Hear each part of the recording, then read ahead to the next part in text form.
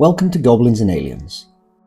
Today I'm going to demonstrate the Ethereal Chop method on these blades of cane. This method follows the same rules as slap chop, but has more of a vibe and a couple of extra steps to achieve the ethereal look. The first step of preparation is to carefully consider the colour choice. The ethereal colour scheme sits in a light, soft pastel range. Light lavender, pale pink, mint green, soft taupe, aqua turquoise are all fitting colours for this look. But to get a more of a Warhammer flavour, I'm going to sink the shadow colours down to a rich purple and deep blue. This will help with the visual contrast. With the colours in mind, it's time to apply some paint. Undercoat. Starting off with an undercoat of purple and blue filter paints. As you apply these two colours, allow them to bleed into each other. You are not aiming for a wet blend, just don't be afraid of them mixing when they meet each other. The paint's brightness will drop when it dries, and you'll be left with an otherworldly start point for the dry brush section.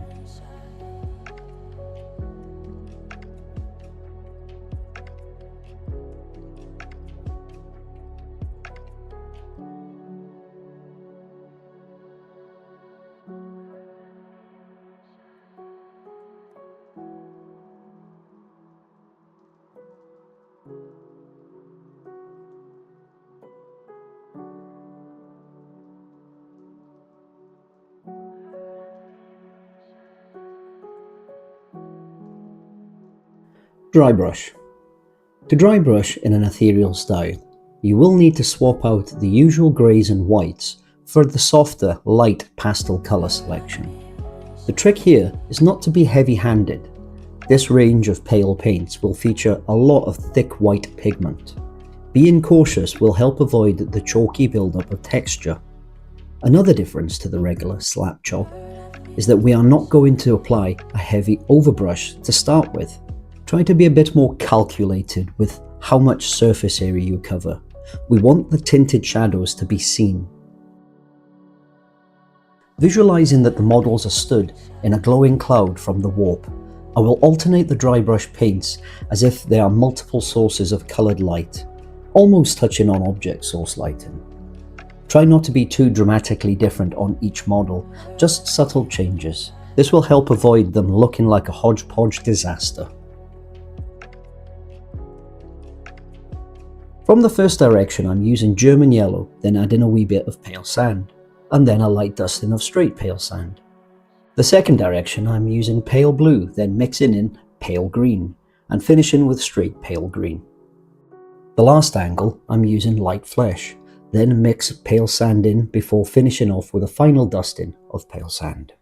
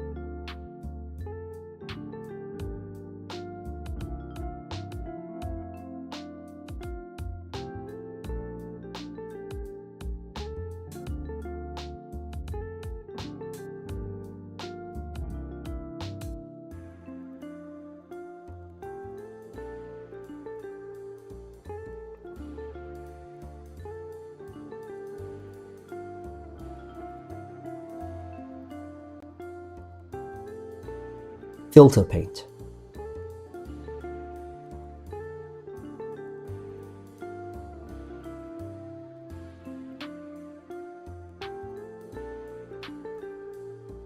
When applying your filter paints, It's best to remember that they will stain any surface they encounter, and as soon as they're applied, they start to activate. It's best practice to slow down and paint a section at a time. This will avoid any overspill and damaging any paints that have started to dry. If you do make a mistake, let the filter paint dry, then fix it. With a soft pastel undercoat, the colours come out vibrant. This is a neat trick for your mental colouring recipe book. Working in a batch painting system, I'm using one colour at a time and making sure to hit all the correct sections before moving on to the next model.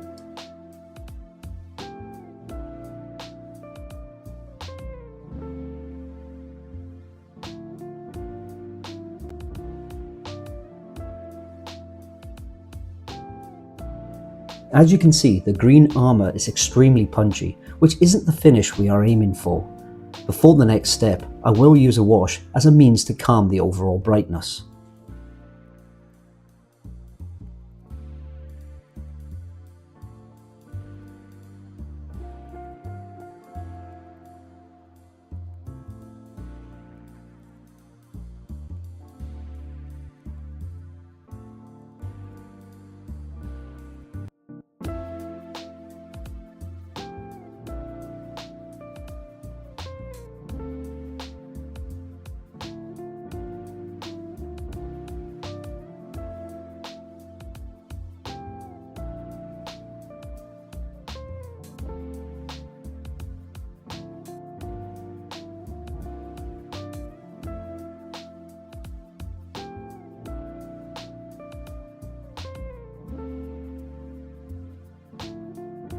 Doubling up.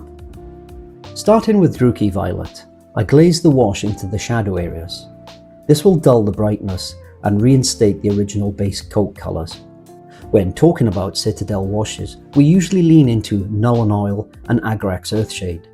But I do find Druchii Violet to be one of the unsung heroes in Games Workshop's paint range.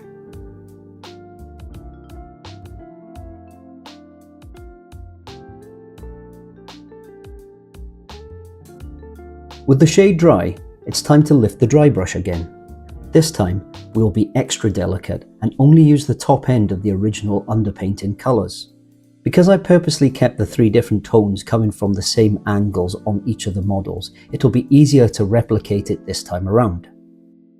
That's not to say you could mix it up and achieve your own unique effects on your models.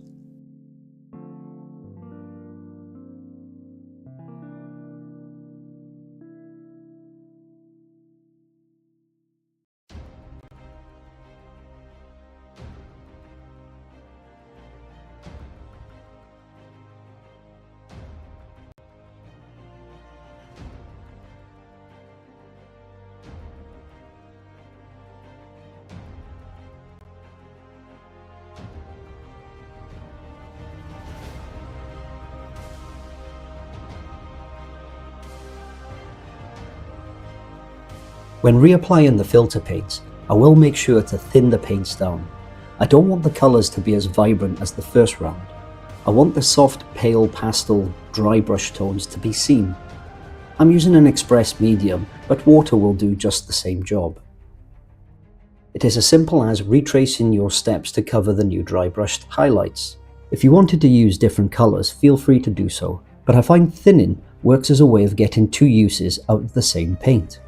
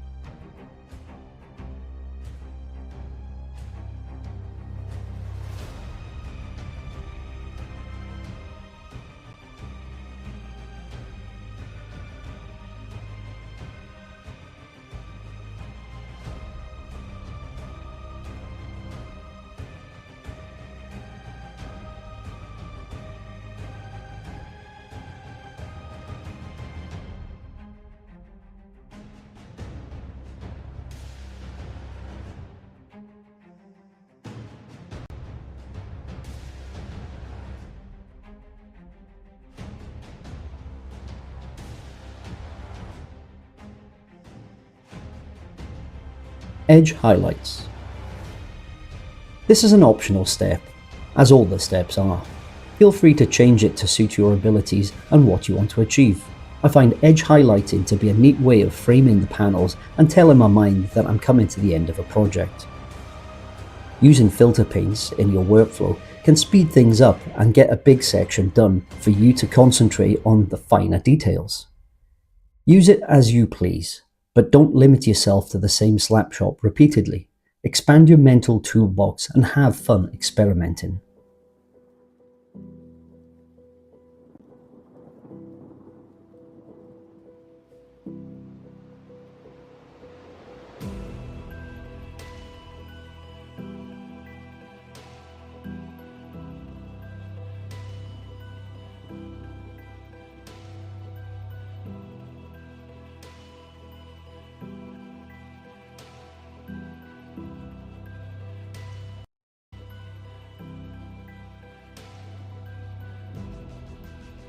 This is the end of another slap chop video. I hope you've taken some ideas out of it. Let us know down in the comments below if you've had any cool results. The next project slap chop method will be metal chop. Make sure you subscribe to the channel so you don't miss it. Until the next video, thanks for watching and take care.